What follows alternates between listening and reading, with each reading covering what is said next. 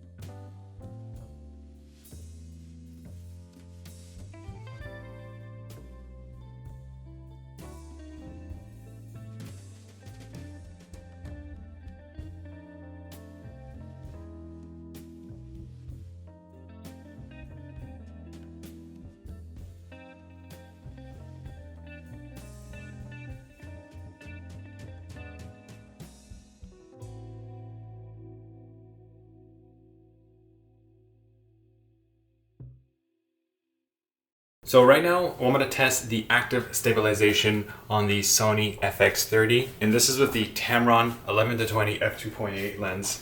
And I'm going to be hand holding it, arm's length, and we are set 15 millimeters. And the reason why I'm comparing it with this G lens, which is a proprietary Sony lens, is because it might actually perform better with active stabilization versus a third-party lens like the Tamron. So let's just do a quick test back and forth.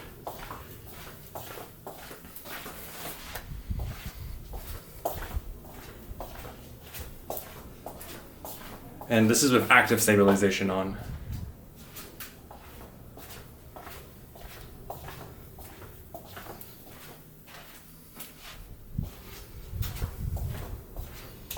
Yeah, and I know this is not the greatest test because we're just in my little tiny apartment. Okay, so let's swap to this. Okay, so I just swapped out the Tamron 11-20 zoom lens for the prime lens, the Sony G 1.4 15 millimeter. So this should be an apples to apples comparison because I've set the aperture to f2.8 just to give it this a fair kind of look. I'm gonna hold it the exact same way as well. So I'm just gonna hold it like that. So this is still active stabilization is still enabled. How does this look? Let's just try and walk the same way I did before. Is the active stabilization performing better with the native Sony glass? Is it performing better with the Sony G Master or the G lens? We'll have to look in post-production and compare and find out.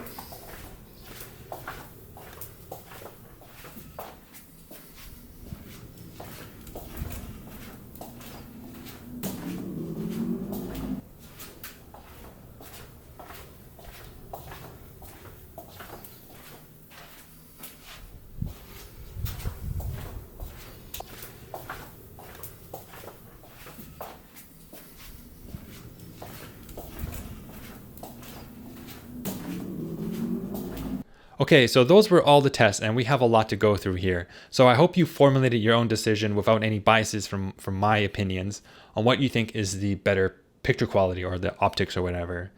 Now, I think the winner is very, very obvious. So for the first two set of tests, one was a B-roll, kind of a static shot, like an overhead unboxing type of shot. And when I was comparing all three cameras side by side, it was very, very hard to see a difference in picture quality. Now, obviously, the Sigma is going to be the sharpest. I don't want to spoil it, but yeah, it was a tad sharper there.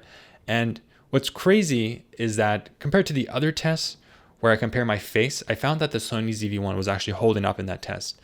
You know, it's in a studio setting, it has all these lights. I try to white balance everything.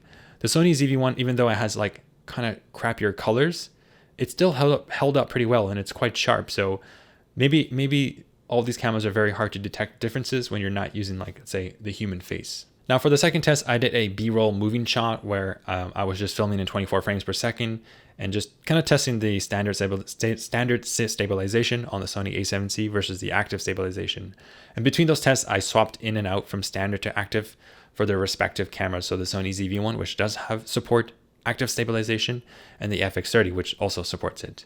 And one thing I did notice is that it was really hard to know when I was switching between standard and active stabilization. So I'm probably gonna have to make a second video about this because I'm starting to lean, and I mentioned this in my previous video when I do a full review of this, is that the active stabilization on this is not that great. It's kind of unfortunate, and I'm a little bit concerned about that. So I need to do more tests, maybe at a wider focal length or something like that. I don't know. Okay, so for the third test, this is the really important one. Right now we're in the studio, quote unquote studio, in this tiny little condo apartment.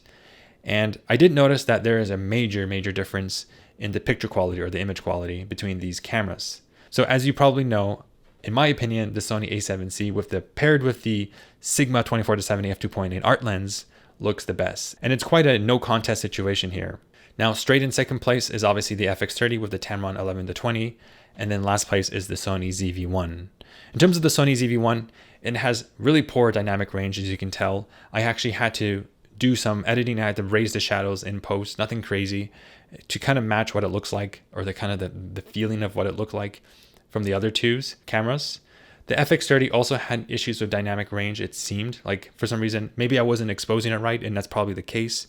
But when I was trying to match the exposure, it's very hard to match the exposure in general. But when I did it in post, I noticed that it was a little bit softer, and I think this has to do with the lens quality as well. So not only is there more noise, the picture quality is a lot more softer. With the A7C, the full frame Sigma 24-7, I'm just like, it's night and day difference. It's like, it's really unfortunate that I can't sell all this, and I talk about this in my other video. I kind of go into a rant and just get the FX3 and have the best of both worlds, like a really good body usability and also really good optics. So I'm really sad about the results. Obviously, this is a much cheaper lens. Like this lens right here is half the price of this one.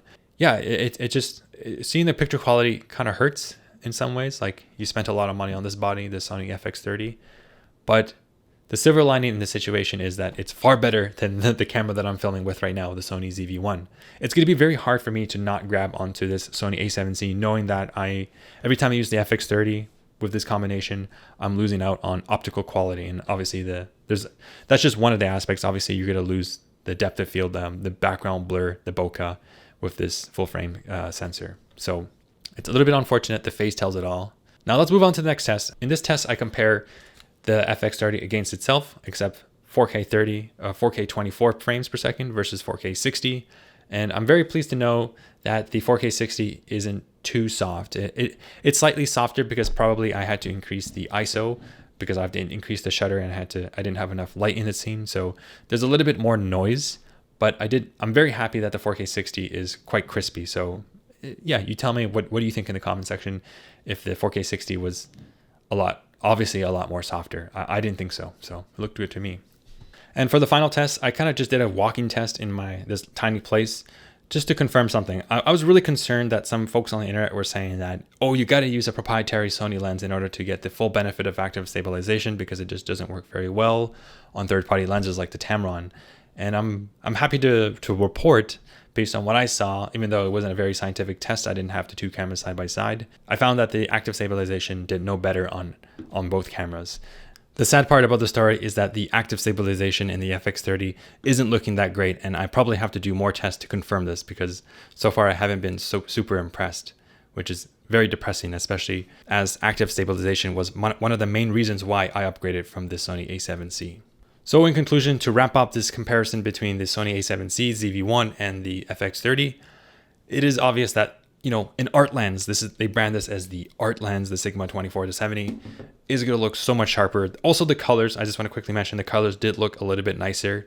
And I did ask other people to kind of compare these three images, and they obviously said number 1, number 2, FX30, and obviously last was the ZV-1, which had more of a kind of a digital look. It didn't, like if you look at my beard, just didn't look really good. And obviously the colors look really bad and the dynamic range wasn't as good. Obviously it's going to be better than a smartphone though. So yeah, the FX30 in my lineup will sit right in the middle between these three cameras. It will function as a good B cam, run and gun cam, something that I can take out. And this really fat, heavy lens, despite it being a compact body, the Sony A7C, will have to rest here on a tripod, not move because it has rolling shutter and all that stuff. And yeah, so that's just the end of my story. So a little disappointing, but it's nice to know that the picture quality on this is okay. It's not going to be like a full frame camera, but it's definitely better than a 1-inch sensor. So if you have any questions or comments about these cameras, please let me know in the comment section down below. Also, I will leave links in the description for all this gear if you're interested in checking them out. Thanks for watching, and I will see you in the next video.